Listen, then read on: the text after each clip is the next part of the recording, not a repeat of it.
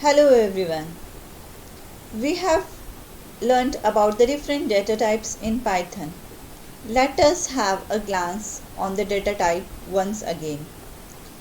So we have numbers, sequences, sets, none and mapping. We have already covered numbers and sequences. Now it is time to learn a new data type, dictionaries. In this lecture, we are going to learn about the dictionary in Python. To understand the topic, let me narrate a story. There are two friends, Riya and Priya. Priya wants to learn to store her friend's contact from her mobile using a Python program. Priya is not good at programming, so she was wondering if there is a method available where she can store her friend's name and their phone numbers. She discussed with Riya to see if there is a solution. Riya replied, "Of course, we can use the dictionary where we can store the friend's contact. If we will study about the dictionary, the above problem will be solved." So let us see the learning objectives of the today's session. After these lessons, learners will be able to learn how to create a dictionary, how to access elements of a dictionary, mutability properties of the dictionary, and how to iterate the dictionary elements. So what is dictionary? Dictionary is an unordered collection of items where each item consists of key and value. As an example, we have taken three different shapes in our slide: circle, triangle and square. If we have to count the circle, it will be 5. The count of triangle will be 3 and the count of square will be 2. So can't we represent the count of it by giving some keys and values? Yes, we can represent it with the help of dictionary, where we will treat circle, triangles, squares as keys and their count as their values. Like this. So circle 5, it is the key value pair. Triangle 3, key value pair. Square 2, key value pair. And the separate keys circle, triangle, square value will be 5, 3 and 2. So how to represent the dictionary in Python? It is enclosed in curly braces and each item is separated from other item by a comma. Within each item, key and value are separated by colon. As an example, we will take the shapes circle, triangle and square, which we have taken in the previous slide to represent it in the form of dictionary. So shapes is equal to curly bracket, then circle, colon 5, comma, triangle, colon 3, comma, square, colon 2. Now let us take the other example from our home itself. The same, suppose we have 6 chairs, 2 tables and 1 sofa set. The same can be represented using the furniture dictionary.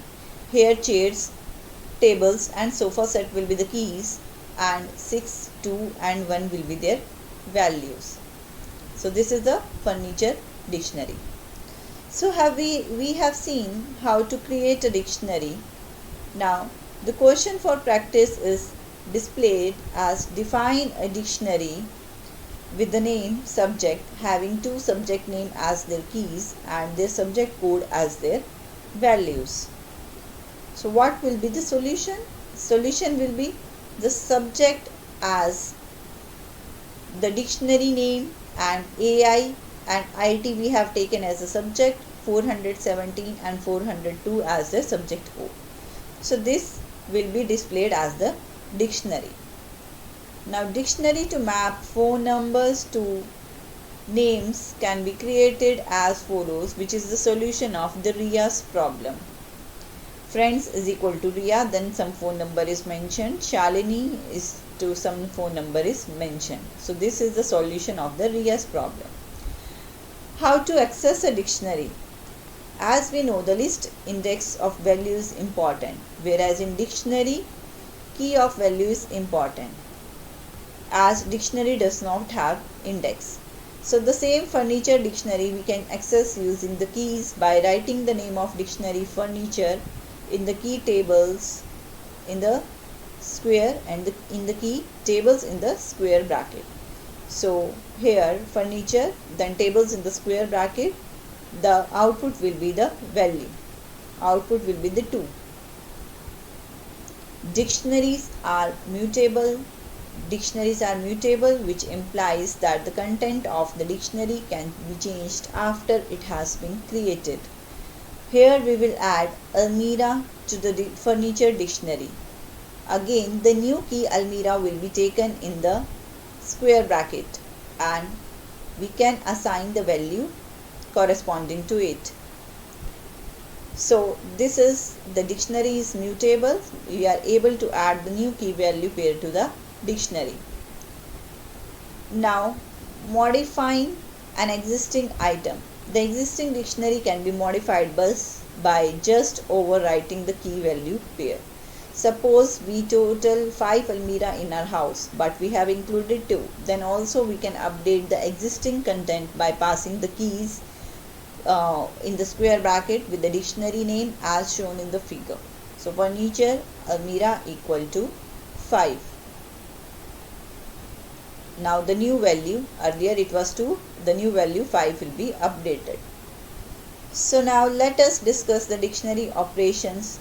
Existence of keys will be checked through the in operator.